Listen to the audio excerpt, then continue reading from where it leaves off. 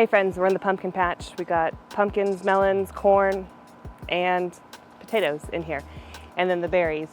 So we're gonna get in here and harvest the potatoes and see what kind of bounty we have.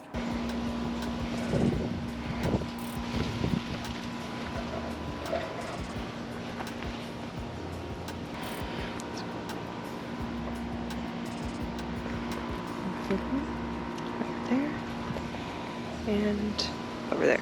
So when the potato plant dies back is when it's time to harvest what's down here. And you don't want to wait too long because then the new potatoes will start growing new potatoes and then you have a bunch of tiny little ones. How'd that happen? Oh, and these have a window. I've never completely forgot about checking them. I'm kind of curious to see what it looks like.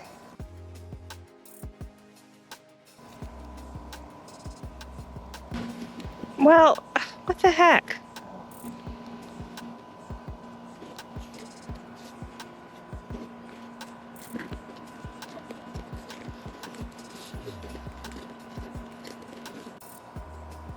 Well, that was disappointing. So let's see what we got.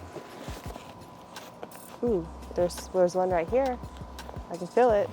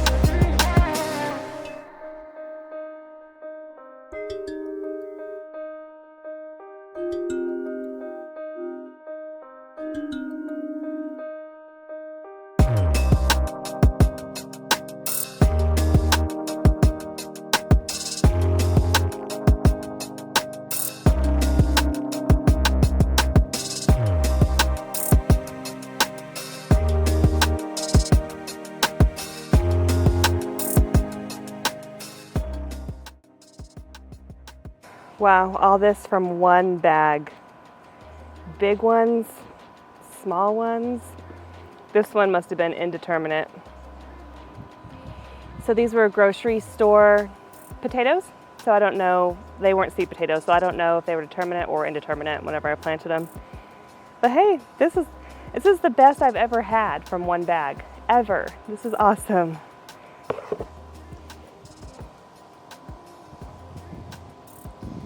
The worst part is putting all the dirt back in the bag. I hate this part.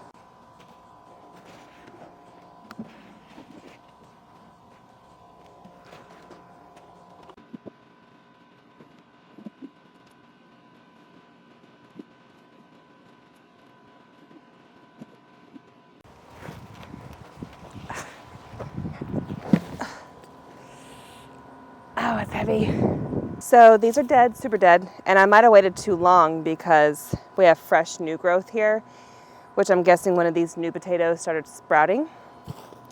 So it's good to not wait too long, like I did. Ooh, ooh.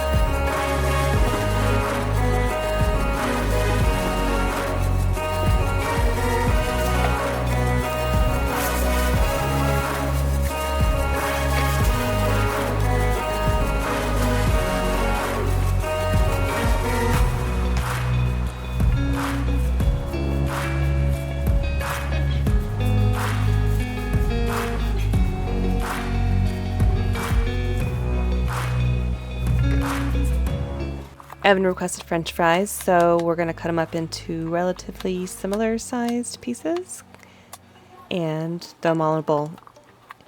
He was super impressed with the potato haul, and I'm happy with it too. It was only 5 grow bags, and I felt like it was a pretty good amount. Definitely not enough to last the winter. I'd have to do a whole lot more than that, but enough for a few weeks, so that'd be nice. So I rinsed the potatoes off one more time. I cleaned them off, and then I rinsed them again after cutting them, and then used that towel to dry them. And we're just gonna put some oil and then a whole bunch of salt. The salt seems to disappear somewhere in the cooking process, so I use a lot of salt in the beginning and then a little bit more salt at the end if needed. I didn't end up needing to add more salt after these cook. And then they'll go in the air fryer. We don't have a basket air fryer. Our air fryer has the rotary basket and the trays. So 2 trays, I put them in for 20 minutes at 400, swap the trays, and do another 20 minutes at 400, or maybe more like 15. I guess it just depends on how crispy you want them. And they were delicious. Evan loved them. He devoured. I didn't see until later, but he devoured the 2 full trays because I ended up making 2 more trays. And he loved them. So I don't know why the air fryer is acting up. I don't know. I get it to work. It's been beeping randomly lately anyways. I don't even know. Anyways, these were delicious. Thanks for watching. Thanks for being here. And yep, we got some ketchup there. They were so good. Now I want to make more. Have a wonderful day and feel free to like and subscribe. And I got some videos here for you. Bye.